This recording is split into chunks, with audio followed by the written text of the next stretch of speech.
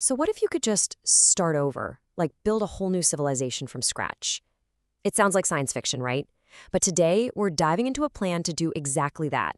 And believe it or not, it all starts on just a single acre of land in Delaware, with this massive vision to rethink pretty much everything about how we live. All right, let's just get right to the headline number because honestly, it's a jaw dropper. $8 billion.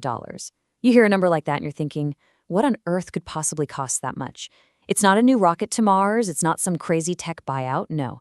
This is the budget for a blueprint for a whole new kind of society. So what's the $8 billion idea? It's this, a global network of self-sustaining communities they're calling climate sanctuaries. So what does that even mean? Well, think of them like modern-day arcs, you know? Whole towns, basically, designed from the ground up to be super resilient and eco-friendly, built to handle the absolute biggest challenges we're all facing. Okay, let's dive into this. Here's the roadmap for today. We're going to look at the $8 billion blueprint itself, then the physical arc, what these communities actually are. After that, we'll get into the community's operating system and their sacred AI assistant. And finally, we'll see how they plan to take this whole thing global. All right, let's start with the blueprint. And the people behind this are really clear on one thing. This is not some pie-in-the-sky utopian fantasy. They're framing this as a straight-up business plan for a new civilization. Yeah, you heard that right. It's got financials, it's got an operational strategy, the whole shebang. And to really get the mindset here, you just have to hear this one quote from their own documents. It says, "We are building the ark for the coming flood." I mean, wow. That tells you everything you need to know about the urgency they feel. This isn't just a cool side project for them. They see it as a necessary, essential response to a storm they believe is already on the horizon. So when they say flood, they're not just talking about rising sea levels, though that's definitely part of it. No, they see it as this perfect storm of four huge crises all hitting at once. You've got climate collapse, right? Then there's the housing crisis. I mean, 1.6 times billion people worldwide don't have adequate housing. That's a staggering number. Add that this feeling of social fragmentation, people feeling more disconnected than ever.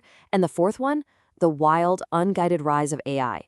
Their whole argument is that we've been trying to patch these things up one by one, and it's just not working. The only way forward in their eyes is a single, massive, integrated solution. So where does $8 billion actually go? Well, let's follow the money. The biggest chunk, $2.5 billion, goes straight into ecology and restoring the land. Then you've got $2.2 billion for the actual housing and infrastructure. Another $1.5 billion is earmarked for building up local economies so these places can support themselves. And the rest, that's for culture, education, and yeah, that really interesting AI we're going to get to in a minute. So you can see, this isn't just a budget for housing development, it's a budget for an entire ecosystem. Okay, so that's the big picture plan. But what about the arc itself? I mean, what do these places actually look like on the ground? Let's get into the physical design. So the core concept here is something they call village per acre. Now, if you've ever seen pictures of that really cool blocky building in Montreal called Habitat 67, this is kind of inspired by that. They use this modular design, almost like stacking Legos, to fit up to 256 homes on a single acre. But here's the magic part, and they call it dignified density. This isn't about cramming people into sterile tower blocks. No way. The design ensures that every single home gets its own private green space, like a garden or a terrace. Pretty amazing, right? And the focus on resilience is just everywhere. Okay, check this out. The homes are modular, built to cost under 115 grand. They're fireproof and flood resilient. Instead of grass lawns, the whole place is a permaculture food forest, so you can literally eat the landscape. They've got sponge city water systems to harvest and recycle every drop, and they're powered by their own independent solar microgrids. It's basically a self-sustaining machine for living. Okay, so that's the hardware, the buildings, the land, the infrastructure, but what about the software? I mean, how do you get a community of people to live together in a new way? Well, they've thought of that too. They have a shared ethical framework, a kind of social guide that they call the community's operating system. And this operating system is built around something they call the 7 skills of Scripture. And this is where it gets really fascinating because it's this blend of ancient wisdom and totally practical modern needs. It's an interfaith curriculum, so it's drawing from all these different sacred traditions. But just look at the skills. You've got things like breath for mindfulness, but then right next to it is gardening for food literacy. You've got fasting for discipline, but also shepherding for land management. It even includes logic, science and math, but frames it as a way of seeing divine design. It's this incredibly holistic approach to building a shared culture from the ground up. Okay, let's shift gears to what might be the most ambitious and maybe even controversial part of this entire blueprint, their approach to artificial intelligence. Because they're not just building an AI, they're trying to build an AI that serves wisdom, not just information. And the whole philosophy behind it comes from this one simple but incredibly deep question someone apparently asked: when the robots read our holy books, who will teach them what they mean?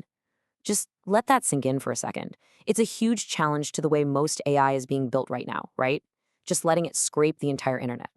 How do you teach a machine ethics? How do you give it wisdom? Well, their answer is to not let it learn from the chaotic mess of the internet. Instead, they're building what they call a sacred AI from scratch. It's only trained on a very specific, curated library of sacred texts, ethical philosophy, and scientific writings. And get this, there's an interfaith ethics review board that actually guides its development. The goal, they say, is to create an AI that is a scribe, not a sovereign. Think of it less like a boss and more like a digital chaplain, a tool to help you find wisdom, not a ruler to tell you what to do. Okay, so you've got an $8 billion global plan. How in the world do you govern something like that? You're going to need a pretty unique leadership model, and what they've come up with is designed to be decentralized but still focused on the mission. And that structure is called the White Lotus Council. So picture this. It's a global team of 8 leaders, and they call them guardians. 7 of these guardians will represent a different continent, and each one is basically handed $1 billion to get things started in their part of the world. And then there's the 8th member, who has this really cool title, the Traveling Weaver. Their whole job is just to move between all the different projects, share what's working, and literally weave the whole global network together. But here's the real kicker. These guardians aren't just appointed by some board. No, they have to win their spot in a global competition called the Grand Challenge. And the judging criteria isn't about who has the most money or connections. It's about 3 things: their wisdom and ethical leadership, the quality of the team they've assembled, and their proven capability, like a real practical plan to actually deploy $1 billion effectively. It's a totally merit-based approach to finding global leaders, which is pretty wild. All right, last piece of the puzzle. How does a project that starts on 1 acre in Delaware become a global thing? I mean, how do you scale a whole new civilization? Well, the plan is built for replication right from day 1. It's all mapped out in a 7-year mission. So for the first 3 years, it's all about getting that first prototype in Delaware absolutely perfect. Year 4 is the big one. That's the turning point where they project it will become profitable mainly from selling the first homes.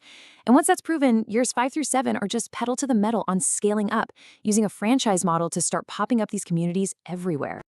And the business model itself is designed to be what's called anti-fragile, which is a cool way of saying it's built to get stronger when things get chaotic, not weaker. How? By having multiple streams of income, so they're not just relying on one thing. They'll make money from real estate sales, sure, but also from licensing the franchise model to others and from selling subscriptions to their secret AI tool. This is super important. The whole point is for this to be a financially sustainable business, not a nonprofit that constantly needs donations. And all of this brings us back to the biggest question of all, one they ask themselves in their own documents. It's really the ultimate test for this entire massive vision. Can a tangible utopia, a real working model for a new way of life, actually start on a single acre in Delaware and create a ripple effect that changes the world? I mean, that truly is the $8 billion question, and it's one they seem absolutely determined to answer.